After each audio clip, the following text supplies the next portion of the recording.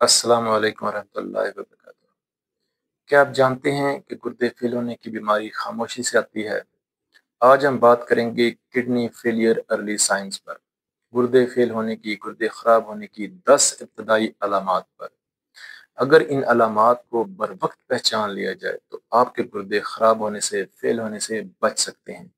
आज मैं बात करूंगा गुर्दे फेल होने की वजूहात पर और 10 इब्तदाई अलामात पर।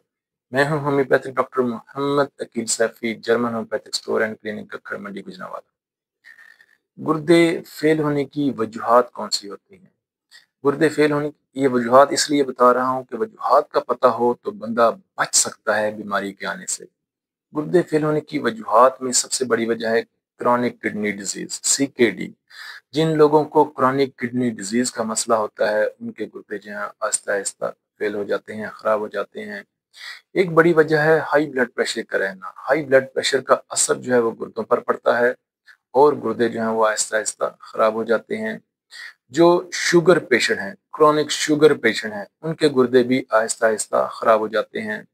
जो बहुत ज़्यादा मेडिसिन इस्तेमाल करते हैं, नौजवान जो हैं वो वियाग्रा गोली का इस्तेमाल करते हैं, जहरीली अशिया का इस्तेमाल करते हैं, केमिकल्स वाली अशिया का इस्तेमाल करते हैं, बहुत ज़्यादा कोल्ड ड्रिंक, एनर्जी ड्रिंक्स का इस्तेमाल करते हैं। या मैंने देखा है, मैंने एक वीडियो बनाई थी तुम्मा की पक्की के बाद असरात। जो लोग हाजमे के लिए, कब्ज के लिए तुम्मा की पक्की, तुम्मा एक जहर है, उसको पक्कियों में डालकर इस्तेमाल किया जाता है। अगर उसकी ज़्यादा मिकदार ज़्यादा अरसे के लिए इस्तेमाल की जाए तो भी गुर्दे ख़राब हो सकते हैं। जो नौजवान, जो लोग शराब का इस्तेमाल करते हैं, अल्कोहल का इस्तेमाल करते हैं, उनके गुर्दे भी खराब हो जाते हैं। किडनी स्टोन की वजह से हाइड्रोनेफ्रोसिस का मसला बनता है, ऑब्स्ट्रक्शन आती है, जिसकी वजह से गुर्दा जो है वो वर्क करना छोड़ देता है, आहिस्ता आहिस्ता खराब हो जाता है। जिन लोगों को जेनेटिकली मसला है, खानदानी मसला है, मौरूसी मसला है, वालिदैन के गुर्दे खराब थे तो फिर औलाद में के अंदर भी बीमारी मुंतकिल होती है, उनके गुर्दे भी जो है वो खराब हो जाते हैं। इसके बाद ये थी वजूहात। इसके बाद हम बात करेंगे अर्ली साइंस पर, इब्तदाई अलामात पर। आज मैं आपको आपसे शेयर करता हूँ 10 इब्तदाई अलामात। सबसे जो बड़ी पहली अलामत है वो पेशाब की मिकदार का कम हो जाना है। जब गुर्दे खराब होने की तरफ आते हैं तो पेशाब की मिकदार जो है वो कम हो जाती है। मरीज ये महसूस करता है कि मैं पानी तो बहुत ज़्यादा इस्तेमाल करता हूँ लेकिन पेशाब उतना मुझे नहीं आता। सिर्फ शुगर जो पेशेंट होते हैं उनको पेशाब बार बार आता है लेकिन उसकी मिकदार भी कम होती है, और जो दूसरे पेशेंट होते हैं उनका पेशाब जो है वो बहुत कम आता है। जिस्म का जो पानी है वो सारा खारिज नहीं होता, गुर्दे उस सारे पानी को निकाल बाहर नहीं कर सकते, जिसकी वजह से भी ये एक अर्ली साइन है पेशाब की मिकदार का कम हो जाना। दूसरी बड़ी अलामत है पेशाब का गहरे रंग का होना और पेशाब का जागदार होना। पेशाब गहरे रंग का हो जाता है और जागदार। जागदार का मतलब क्या है? जब गुर्दे खराब हो रहे होते हैं, गुर्दों के अंदर प्रोटीन आ रही होती है तो प्रोटीन की जाग बनती है। ये एक अर्ली साइन है। झागदार पेशाब आना। अगर किसी को झागदार पेशाब आ रहा है तो उसको चाहिए कि अपना RFT test, urea creatinine test करवाए, अपने पेशाब का टेस्ट करवाए, ताकि पता चले कि पेशाब के अंदर प्रोटीन है या नहीं है। अगर प्रोटीन आ रही है तो आपके गुर्दे जो हैं वो खराब हो रहे हैं। तीसरी बड़ी अलामत है हाथों पे, पाँव पे, चेहरे पे स्वेलिंग होना। ये पानी वाली स्वेलिंग होती है। जिस्म के अंदर पानी की मिकदार बढ़ जाती है तो हाथों पे, पाँव पे, चेहरे पे स्वेलिंग आती है, और पाँव पे जो स्वेलिंग होती है उसको दबाने से गड़ा पड़ता है। ये तीसरी बड़ी अलामत है।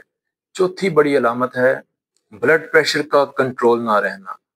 गुर्दों के अंदर एक एंजाइम होता है रेनन। रेनन की मिकदार बढ़ जाने से खून की जो नालियां हैं वो सिकुड़ना शुरू कर देती हैं, जिसकी वजह से ब्लड प्रेशर जो है वो बढ़ जाता है। ब्लड प्रेशर कंट्रोल नहीं रहता। मेडिसिन खाने के बावजूद जो है वो ब्लड प्रेशर कंट्रोल में नहीं आता। ब्लड प्रेशर का बढ़ जाना भी गुर्दों की खराबी की एक बहुत बड़ी अलामत है। पांचवी बड़ी अलामत है सुस्ती और थकावट।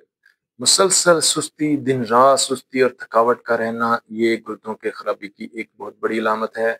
छठी अलामत है भूख की कमी और मतली होना।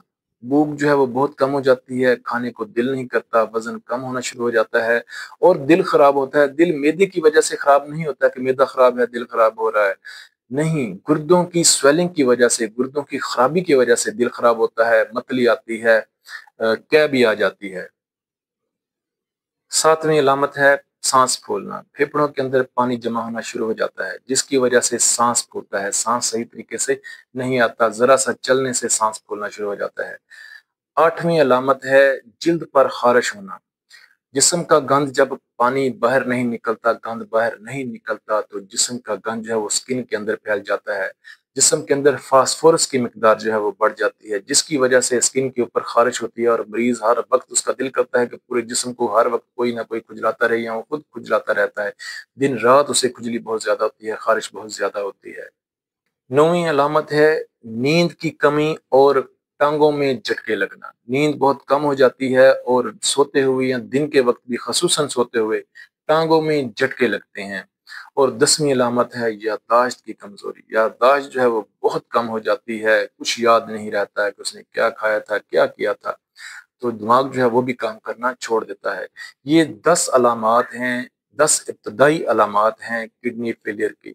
अगर ये 10 इब्तदाई अलामात किसी भी इंसान के अंदर पैदा हो रही हैं, उसका पेशाब जो है वो कम है, उसके हाथ पाँव में स्वेलिंग हो रही है, उसके जिस्म पर खारिश हो रही है, उसकी भूख जो है वो कम हो गई है, दिल जो है वो खराब होना शुरू हो गया है, ये सारी अलामात उसके अंदर आहिस्ता आहिस्ता पैदा हो रही हैं, तो उसको चाहिए कि अपने टेस्ट करवाए और किसी अच्छे प्रैक्टिशनर से अपना ट्रीटमेंट करवाए, ताकि उसे और वजूहात को दूर करे।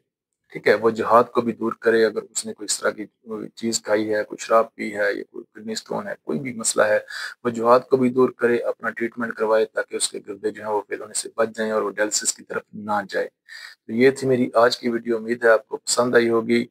अपनी दुआ में याद रखिएगा, लाइक ज़रूर कीजिएगा, कमेंट्स कीजिएगा और अपनी राय का इजहार ज़रूर कीजिएगा। अपनी दुआ में याद रखिएगा। Homeopathic doctor Mohammad Aqeel Saifi.